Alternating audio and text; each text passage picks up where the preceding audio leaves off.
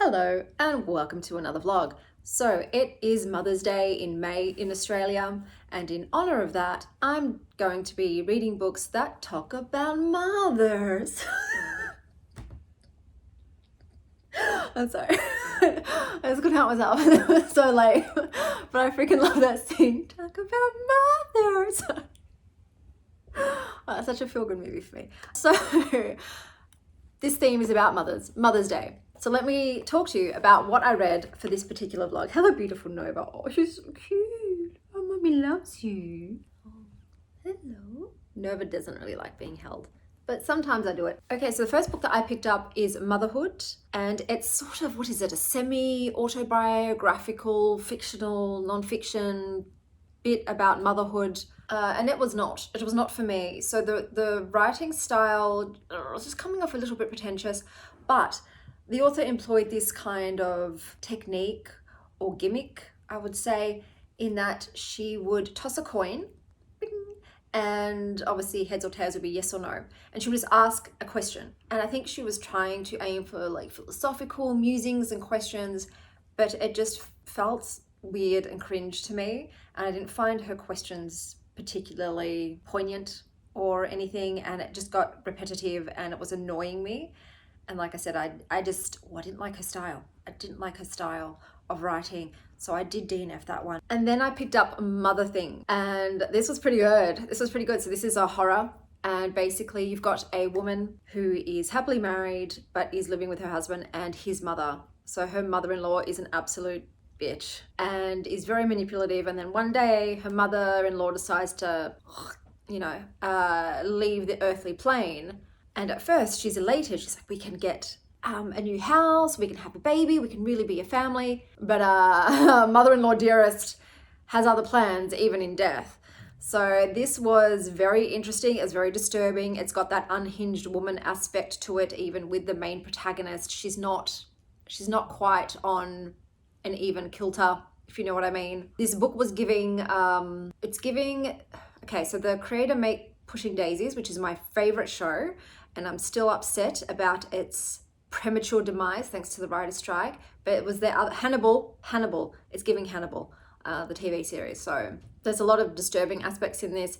I did enjoy it. I thought it was well done. Motherthing, the title refers to the sort of phenomenon with primates who are raised in isolation. If you give them something that is furry, pretty much like a toy or a stuffed sock even, they will attach to it as if it is their mother.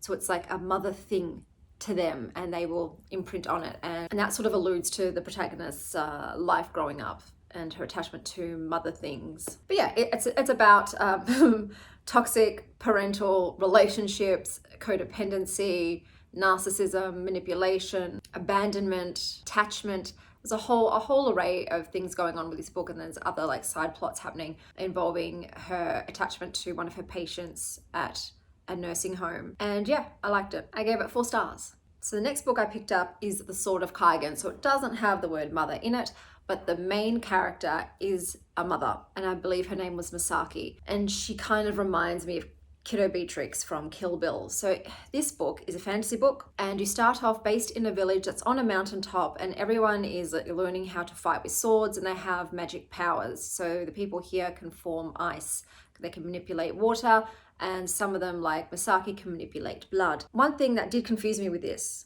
before I launch into the plot a bit more, is the time setting. So at first you feel, oh, it's a medieval fantasy. But then one of the student transfers in and they're talking about video game playing, and their dad is the head of a telecoms company. So it is modern, but this particular village feels like you've gone back in time. And I just don't feel like it married those two things well, because their village does get attacked by foreigners.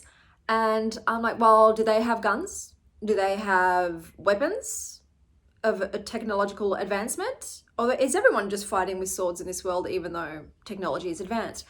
That felt a bit off to me, didn't really marry together. But yes, so their village is being attacked. So there are so many themes at play in this. Obviously there's the whole thing with Misaki being forced into an arranged marriage, which also seems quite archaic considering technology is advanced and women can be fighters too. So I don't know, like the world building was a bit off for me. But she's in this marriage which is awful. and she has 4 sons, and she used to be a formidable warrior. She's got her own skill set, but she just has to be a meek and mild wife in this world. So it is frustrating to begin with. Does she get a bit more of her own agency as she goes on? Yes, but stuff has to occur for that to happen. So this was hard for me to get into. I consider DNFing it, but with fantasy, I do try and give it a minimum of 100 pages if I'm not hating it, just so I can get used to the world building and the magic system. And normally by that stage, I can tell, oh, actually, I do enjoy it. And that was the case with this one. It was worth the payoff of pushing through. When it got to just over halfway, this book eviscerated me. I felt like Wolverine came and just absolutely disemboweled me. Oh my God, so much grief. So much grief in this book. I was crying a river of tears and sadness. It got me so good, dude. And I was dying, and I was filled with grief and sadness and rage, so much rage. The book starts off with 2 POVs. So you've got Misaki's and her 14-year-old sons. And I didn't love the 14-year-old sons, but I understand why it was done that way. But you see how she sort of ends up making a friend to, oh my God, her friend, the fisherwoman. I've forgotten her name, Setsuko, maybe? Loved her. She was no nonsense. She was very feminist, and she helped Masuko sort of stand up and have a voice again. But this would have been a 5-star book for me. It would have been, if it wasn't for the romance. Her husband is a dick with a capital D. I could not stand him. The things that he did to her, I'm sorry. But whilst acts may be forgiven, there was just too much that he did for me to forget. I cannot forget. I will always remember. And I could not stomach the thought of a, reunion, so to speak. Obviously they're married, but actually her actually getting feelings for him. So I was like, no. The man is not redeemable. There is no act that he could commit to undo the shit that he did to her. It wasn't just one thing. If it was one thing, but it was thing after thing after thing, especially to do with their son, especially to do with what happened to his mother that he ended up inflicting upon his own wife. That was a point that really, I was like, please don't tell me she's going to try and make it. Oh, she's going to try and make it work. I didn't like that aspect. I was like, no, this is the same guy. He might have come to some realizations and might be trying to do better, but it's not enough. You feel me? So that was an aspect I really did not like. I did not like this man, and I didn't want anything to do with him. And I really wanted Misaki. I always forget. I hope that's her name. I really do. Because this was on an e-read and I've already returned it. I wanted better for her, So this is a very brutal book. It's brutal, it's violent. A lot of things are going on. There's a lot of abuse. A lot to do also with governments and whether or not you can trust them and whose well-being do they really have at heart. I found it a little bit confusing how it ended. I don't know, is this going to be, I have to look it up right now. Is this part of a series? Because it almost felt like it's meant to be part of a series with how it just ended. But I might be wrong because it didn't end on a cliffhanger or anything of that nature.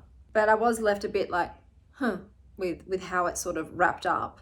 Sword of Kaigen. I should start saying the author's names. That's my bad. Oh, Theonite. It looks like it is part of a series. Oh, no, that's got nothing to do with that story. I don't know, maybe it's part of a previous series set up same sort of world building and it's set in the same world as those, but I don't know.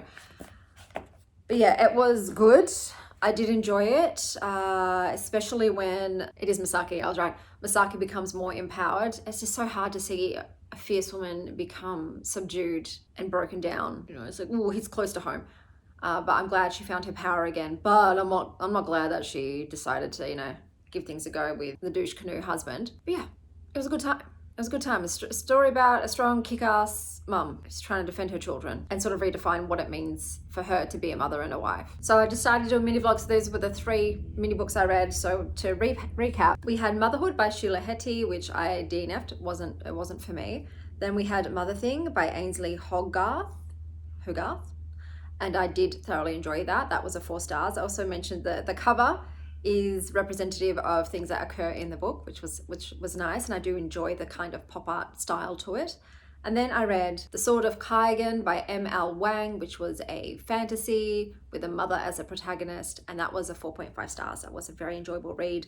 For Mother's Day, I have multiple Mother's Days going on, so I'm taking my mother and kids out for a high tea and book shopping. I've got a dinner with my ex-husband's family for his Mother's Day, and then obviously I'll be just doing something small for me and the kids, which probably means just staying home and maybe baking. You know, I don't really like to obligate them in any way to do anything special for me. I just want to just hang, chill at home for a day with them. But yes, it's 3 different mother events on the horizon. But until next time, stay well, Star Child.